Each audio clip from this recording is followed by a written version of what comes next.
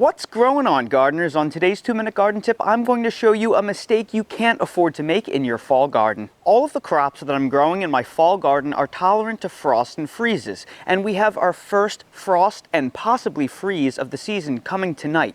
However, there is a problem. We just had a week of absolutely gorgeous weather, 5 days in a row where we got up to 84 degrees Fahrenheit. And now seemingly out of nowhere, we're going to get a low of about 32 degrees tonight. So we're going to see a frost and possibly a freeze. And this spells big trouble even for our frost and freeze tolerant vegetables. That's because these cold crops didn't get a chance to properly harden off before this really bad, close to record low is coming. In this garden bed right here, I have a number of cold crops. I have romaine lettuce, I have broccoli, I have cabbage, I have Brussels sprouts, I have mustard greens, I have kale. All of these things I would have no issue with under normal circumstances taking a light frost or a light freeze. But the problem is, since we had so much persistent warm weather, this shock to their system may cause quite a bit of damage because these plants have not yet had a chance to slowly acclimate to cooler temperatures and harden off.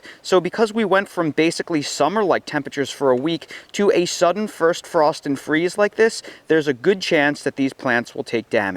Just because a plant can tolerate frost and freeze doesn't mean it will do so without taking damage. Because these plants are not acclimated to the cold yet, and we just had such a big warm-up, they will almost certainly take a lot of leaf burn when we get this sudden low tonight. So because of that, I have chosen to cover my garden bed with this 1.2 ounce agricultural fabric, which is completely breathable and will let UV rays in. So it's totally fine to leave these row covers on for the long term, like you see on this little hoop house right here. That can be left on pretty much indefinitely to protect against frost and freeze. So if you have cold crops like I do and you're getting a sudden cold plunge out of nowhere, chances are they will take damage, and it is a great idea to cover your plants. Now, this isn't something that you'll have to do forever with your cold crops. You only need to do this until they harden off to the cold. In a few weeks, the cold will be here to stay, and then I won't have to cover my cold crops anymore